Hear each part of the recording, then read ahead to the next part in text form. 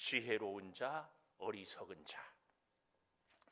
49편은요, 어제는 재물의 한계라는 제목을 갖고 우리가 정말 재물의 한계를 잘 깨달아야 되고, 그러기 위해서는 1절 들으라, 귀를 기울여라. 2절 귀천 빈부를 막론하고 다 들을지어다.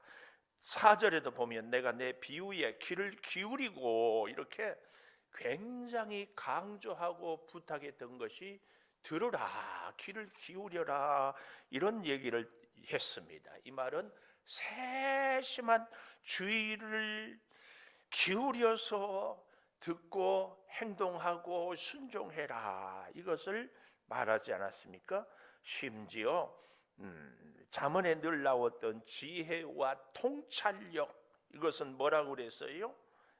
지혜와 명철은 잘 분별하고 통찰하는, 이런 말씀들로 제가 했고, 그래서 오늘 본문은 13절부터인데 다시 이 배경, 이것이 바로 13절의 이것이 뭐냐? 6절부터 12절까지의 내용을 이것이라고 한마디로 쫙 이렇게 요약을 했습니다. 그래서 6절부터 다시 보십시다. 자기 재물을 의지하고 부유함을 자랑하는 자. 세상은 그렇죠. 그래서 거듭 제가 부탁드리는 것은, 하나님을 믿는 우리가 하나님 없이 돈 많은 사람들을 부러워하는 것은 하나님을 수치스럽게 생각하는 거예요. 예를 들어서 우리 자녀들이 옆집은 돈 많고 맛있는 거 사주는데 엄마는 아빠는 이거 뭐예요? 그러면은 그 아버지 어머니 부모를 얼마나 욕되게 하는 거예요. 이런 자녀는 불효자식입니다. 우리의 생사화복을 주관하는 자는 하나님이십니다. 아니 우리의 생사화복을 주관하는 자는 하나님이십니다 하면은 아멘을 해야죠. 아멘을. 그렇죠? 다시, 생사화복을 주관하는 자는 하나님이십니다. 그러면 그 하나님이 나에게 필요한 만큼 주신 줄을 믿습니다. 옆집이 아무리 부자로 잘 먹고 잘 살아도 나를 사랑하고 나를 아껴주고 나를 위해서 희생하는 분은 우리 아버지 어머니예요. 우리 부모잖아요. 그렇잖아요. 근데 그 부모 앞에서 우리는 가난하다고 어머니 아버지는 뭘 했냐고, 나한테 해준 것이 뭐냐고 이렇게 얘기하면 되냐, 그 말이에요. 우리는 세상의 그 무엇과도 바꿀 수 없는 하나님을 모시고 삽니다.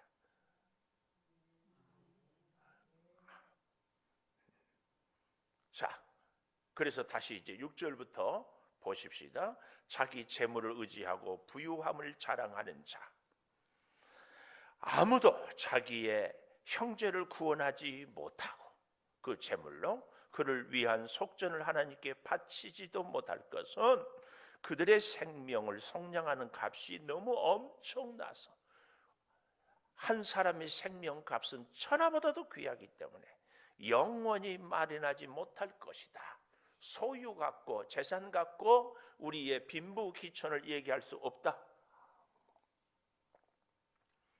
9절 영원히 살아서 죽음을 보지 않을 것인가. 수사의문문이라 그랬죠. 다 죽는다. 죽음 앞에서는 부자나 가난한 자나 존귀한 자나 비천한 자나 다 공평하다, 그 말입니다. 그래서 10절 지혜 있는 자도 어리석은 자도 다 죽는다. 그리고 재물은 남겨두는 건데 다 남겨두고 떠나. 그러나 그들의 속생각에 그들의 집은 영원히 있고 그들의 거처는 대대에 이르리라 하여 토지를 자기 이름으로 부르. 내 토지, 내 땅. 그렇지만 다 놓고 간다. 정말 재밌는 것은요, 10절 하반절에 함께 망하고 그들의 재물은 누구에게? 남에게 남겨. 남에게. 그래서 12절 사람은 존귀하나 장구하지 못해요. 멸망하는 짐승 같다. 하나님 없는 인생 짐승 같다. 이것이 바로 13절 오늘 본문 어리석은 자들의 길이에요. 뭐예요? 하나님 없이 물질이 인생의 성공이고 물질은 나를 영원히 지켜줄 것이라고 생각해서 그래서 내 영혼까지 팔아서라도 돈에 목숨을 거는 인생들은 오늘 여기 13절에 어리석은 자들이다 그 얘기입니다. 오해하지 않았으면 좋겠어요. 그러면 돈이 없어야 믿음이 좋은가? 이제 그 얘기가 절대 아닙니다. 물질은 우리가 하나님을 잘 섬기는 도구입니다. 도구. 물질로 하나님께 우리의 사랑을 고백하고 물질로 우리의 믿음을 고백하고 물질을 통하여서 하나님의 뜻을 이루어가는 것이지. 그래서 하나님이 주신 대로 하나님의 사랑을, 하나님의 은혜를, 하나님의 축복을 고백하고 증거하고 나누고 사는 것입니다. 많이 주면 많이, 적게 주면 적게. 이걸 꼭 기억해야 됩니다. 결국 한마디로 우리 사람은 다 한계가 있어요. 한계. 죽음 앞에서는 누구도 어쩔 수 없는 무력한 존재예요. 여러분 스마트폰 우리는 많은 경우에 삼성 스마트폰, 갤럭시 갖고 있죠. 근데 요즘에 젊은 친구들은 아이폰이라고 그러더라고요. 그래서 다음에 내가 개발할 수 있으면 나는 이름을 유폰, 무슨 얘기인지 모르겠어요. 아이폰, 내가 갖고 있는데 전화기 아이폰, 유폰, 그것도 안 된가? 그러면 지저스폰? 아니 이렇게 웃기지 않아요? 웃기지 않는다는 그 말이 웃겨요? 참 어려워. 정말 어려워. 이 아이폰을 개발한 스티브 잡스가 죽은 것 아시죠? 자기 병을 그렇게 지금 세계에서 아이폰 그 보안이 우리 삼성 갤럭시보다 아이폰이 훨씬 탁월하다고 그러는데 그 아이폰을 통하여서 뭐 세계 그 비밀 정보를 다 뭐 캐낼 수도 있는 뭐 구글 이런 것들하고 굉장한 것이 있다고들 뭐 얘기를 하는데요. 어쨌든 제가 드리고 싶은 말씀은 스티브 잡스가 이런 얘기를 했어요. 죽음 앞에 가면서 하는 얘기예요. 다 놓고 가야 한다. 내가 즐겨 쓰는 만년필 하나도 가져갈 수 없다. 스티브 잡스가 마지막 죽으면서 한 얘기입니다. 그러나 오늘 말씀에서 하나님은 죽음을 이기는 구원의 길, 생명의 길을 우리에게 줍니다. 죽음은 세상 사람들에게 하나님이 없는 사람에게는 마지막이고 아니 그 마지막이 아니라 심판의 시작입니다. 하나님을 안 믿는 사람들은 죽고 끝입니까? 그들도 삽니다. 영원히 지옥에서. 하나님을 믿는 우리들은 하나님의 그 은혜를 하나님의 그 사랑을 믿음으로 고백하고 그래서 삽니다. 영원히 천국에서. 영원히 지옥에서 사느냐 천국에서 사느냐 하나님을 믿느냐 안 믿느냐로 결정이 됩니다. 하나님이 그래서 얼마나 감사한지 몰라요. 더 많은 사람만 구원해라. 성품이 좋은 사람만 내가 택한다. 능력 있는 사람만 택한다. 그러지 않아서 참말로 감사해요. 그런 면에서요. 우리가 진짜 하나님을 닮은 사람은 그 사람이 나하고 좋든 싫든 사이가 나쁘든 좋든 능력이 있든 없든 차별 없이 대하는 사람이 진짜 하나님의 예수님의 성령의 성품을 닮은 사람이다. 아멘이 안 나옵니까? 꼭 기억하십시오. 우리는 사람에 대해서 차별, 물론 구분을 할 수 있겠지만 이 사실 기억하면서 자 보십시오. 어리석은 자들의 길 뭐예요? 멸망하는 짐승 같은 길이 어리석은 자들의 길 12절에 멸망하는 그들의 말을 기뻐하는 자들의 종말이로다. 결국은 다 멸망하는 길.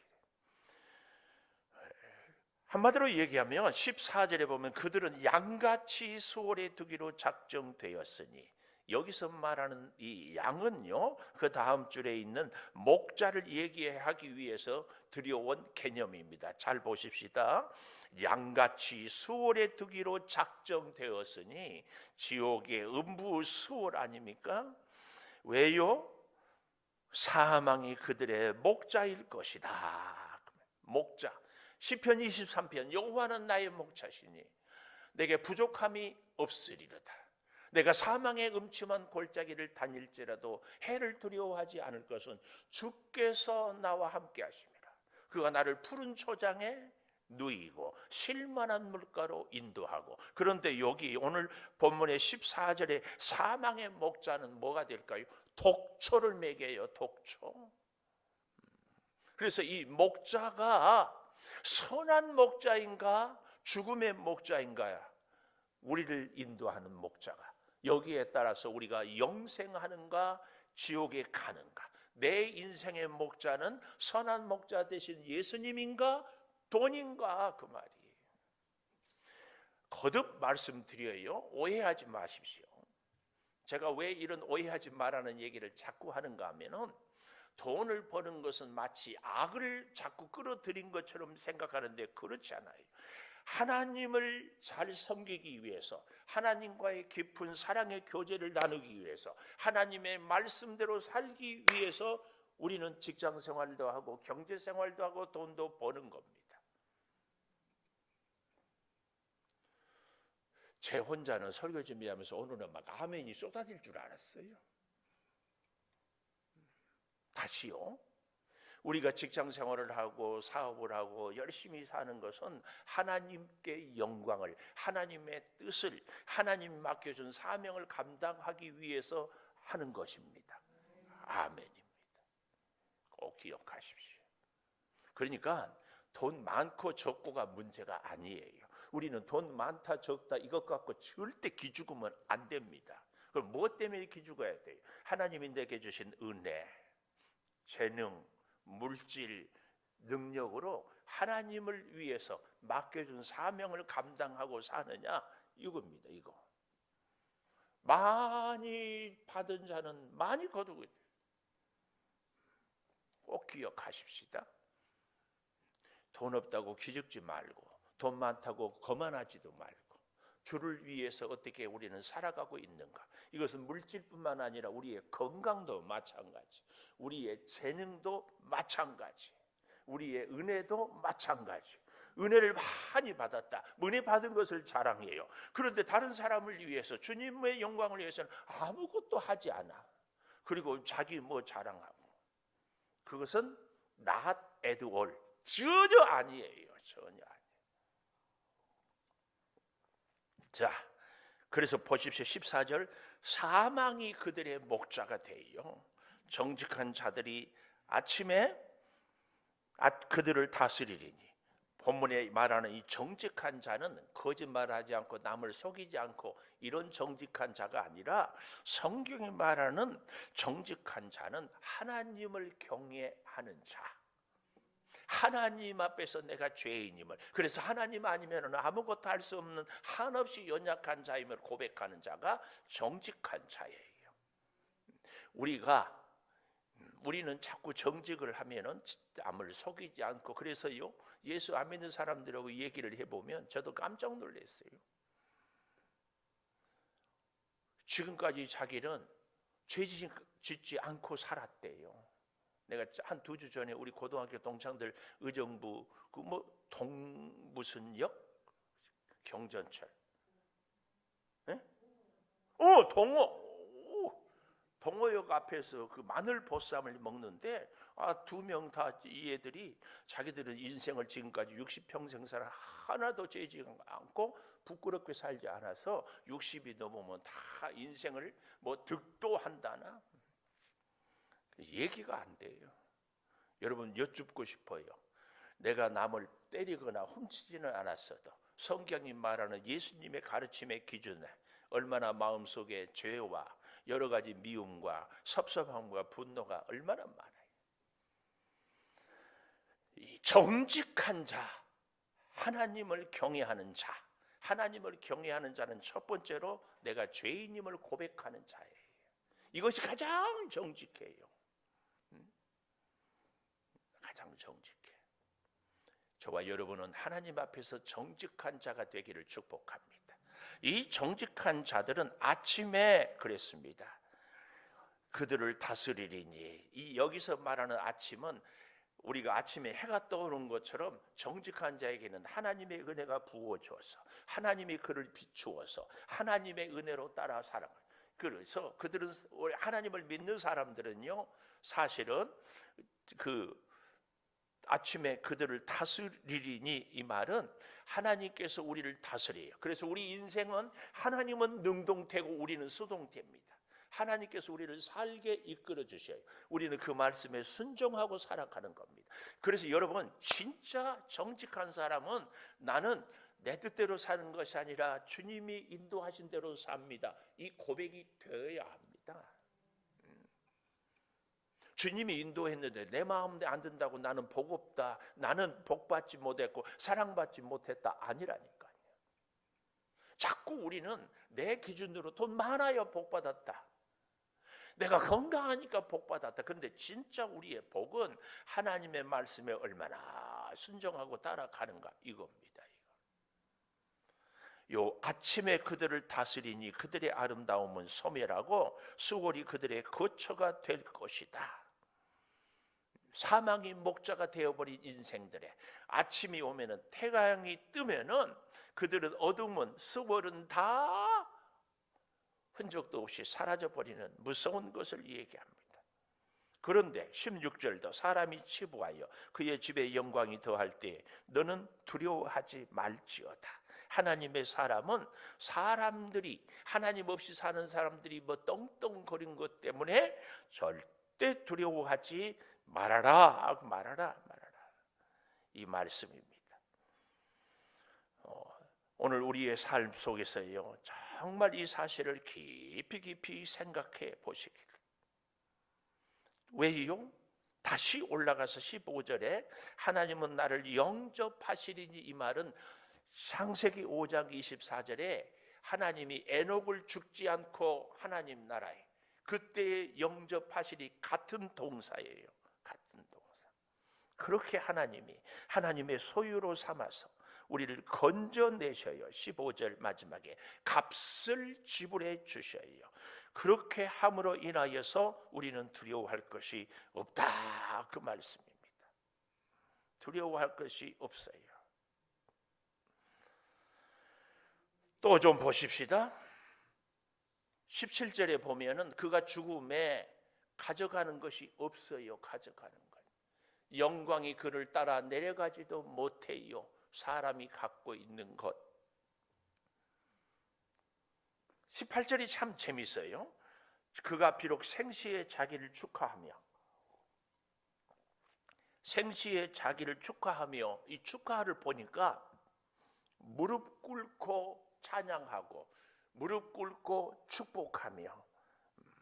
근데 우리는 무릎 꿇는 이 동사만 생각하면 참 좋다 그러는데요, 여러분, 누구 앞에 무릎을 꿇느냐, 이것이 그렇게 중요해요.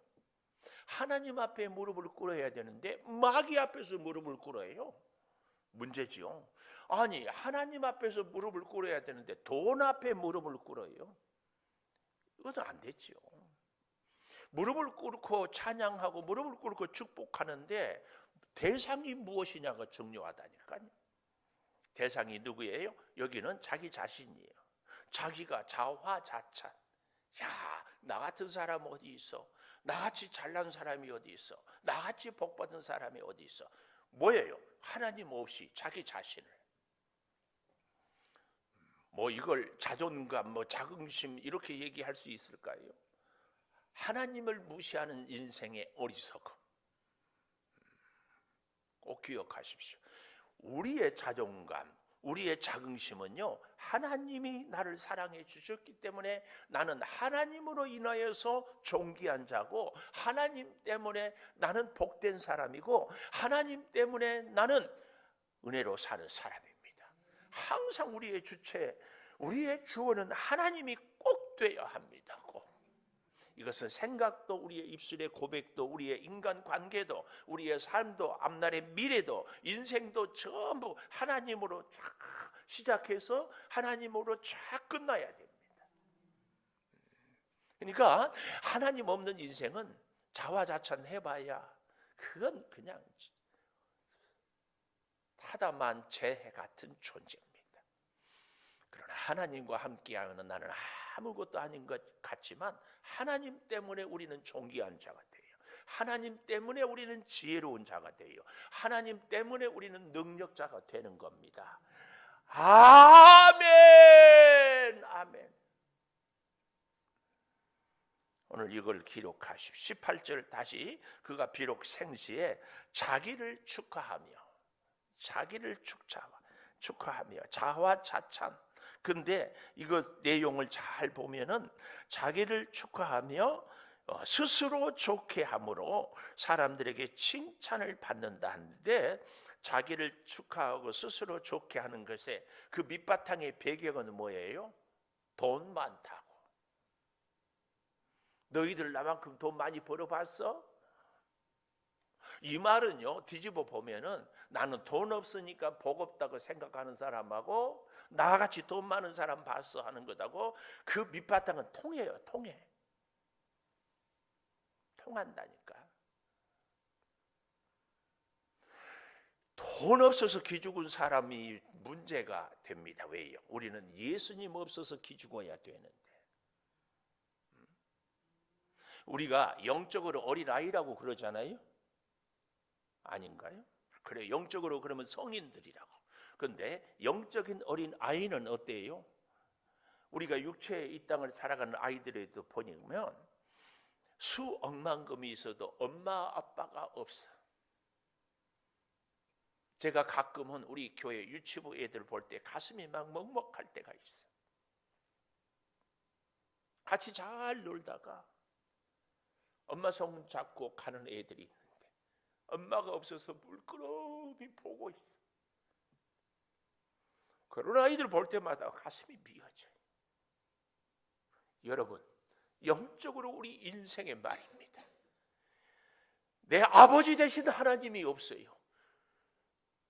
근데 그것 때문에 우리가 가슴 아파하지 않고 돈 없다고 그것 때문에 가슴 아파요. 이 모습이 어떤 모습이에요? 오늘 여기 18절에 있는 모습과 같은 모습이에요. 사람들의 칭찬, 여기 18절 스스로 좋게 여겨요. 자기 스스로. 19절에 보면 그들은 그들의 역대 조상들에게로 돌아가리니 영원히 빛을 못하리라. 존귀하나 깨닫지 못한 자, 20절에 나오잖아요. 12절에 가보면 사람은 존귀하나 장구하지 못하고 멸망하는 짐승, 존귀하나 깨닫지 못한 사람은 멸망하는 짐승. 12절과 20절은 같은 단어 문장인데 뭐가 달라요? 깨닫지 못한 자, 이 깨닫지 못한 자. 깨닫는다 이 말은 분별력이 있다 그 말. 분별력. 아하, 이것이 은혜구나, 이것이 축복이구나. 아하, 내가 하나님을 물질보다 훨씬 사랑하니까 나는 하나님과의 복된 관계에 있구나. 이걸 분별하고. 그래서 아주 지혜로운 사람. 지혜로운. 죽음 앞에 우리는 다 무력합니다. 그러나 죽음은 우리의 영원한 생명의 시작입니다. 하나님 없는 사람은 죽음은 영원한 지옥의 멸망의 시작입니다. 물질 때문에 기죽고 물질 때 우리의 인생을 맡겨버리는 삶이 아니라 하나님께. 오늘 이 시편 49편은 그런 면에서 오늘 우리가 정말 지혜로운 자가 될 것인가, 어리석은 자가 될 것인가. 세상에 다 없어도 하나님 모시고 사는 사람은 가장 지혜롭고 가장 복되고 가장 능력 있는 자인 줄을 믿습니다. 하나님 때문에 이 자긍심을, 하나님 때문에 우리가 벅찬 감격을 절대 잊지 마십시오. 절대 잊지 마십시오. 낙심하고 힘들고 가난하고 몸이 약하고 문제 많다고 이것 때문에 인생에 하나님을 잊어버리는 일은 정말 없어야 됩니다. 다 없어도 하나님 계시면 전부 있습니다. 아멘. 이렇게 약해서 되겠어요? 다 없어도 하나님 있으면 전부 있습니다. 아멘. 반대로 다 있어도 하나님 없으면 아무것도 없다면, 다 없어도 하나님 계시면 전부 있습니다. 오늘 우리의 마음이, 고민이, 갈등이 하나님 없어서입니까? 돈 없어서입니까? 하나님 없어서입니까? 내가 소원 이 땅에서 것을 없어서입니까? 잘 우리 생각하면서 오늘 이 아침에 다시 하나님 딱 붙잡고 지혜로운 자로, 분별력 있는 자로, 하나님의 사람으로 새 힘을 공급받고 새롭게 시작하는 저와 여러분 되기를 축복합니다. 기도하겠습니다. 하나님 감사합니다. 지혜로운 자로 살게 하여 주시옵소서. 아버지, 하나님 없이 돈이 있고 명예 있고 가진 것 있고 힘이 있고 이 세상에 유한한 것 이제는 다 사라져 버릴 것에 주여 우리 인생을 맡기지 않게 하여 주시니 감사합니다. 비록 많이 가지지 못하고, 비록 몸이 약하고, 비록 여러 가지가 부족한 것이 있어도 내 인생의 아버지 되신 하나님, 내 인생을 안내해 주시는 인도자 되신 하나님, 내 삶의 지혜로 모든 것을 깨닫게 해주신 아버지, 깨닫고 보고 느끼고 점점 주께로 나아가는 주의 백성들로 삼아 주시옵소서. 세상이 아무리 힘들고 어려워도 주여 우리 사랑하는 성도들에게 하나님의 음성을, 하나님의 인도를, 하나님의 손길을 체험하고 살아가는 참 하나님의 사람들이 되게 하여 주시옵소서. 더욱 간절히 구하옵는 것은 이 하나님의 은혜를 깨닫고 하나님의 사람이 됨으로 인하여서 내 주변에 가까이 하나님을 모르는 사람들, 하나님이 나를 사랑함에도 깨닫지 못한 사람들을 오늘 우리를 통하여 깨닫고 알고 하나님을 만나는 그 은혜까지 주여 그 은혜로 우리를 사용하여 주시옵소서.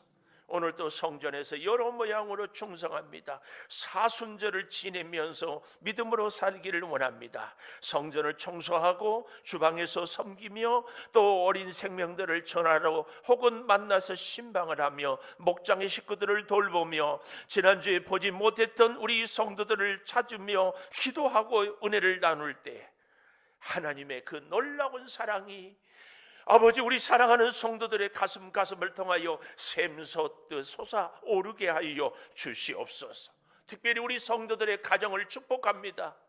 주여 복된 가정, 믿음의 가정, 하나님을 섬기는 가정, 그래서 하나님의 은혜와 돌보심과 보호로 늘 평안하게 하여 주시옵소서. 지금은 우리 주 예수 그리스도의 은혜와 아버지 하나님의 무한하신 사랑과 성령의 감화 감동하심이 영원토록 함께 하시옵기를 간절히 축원하옵나이다. 아멘. 기도하십시다.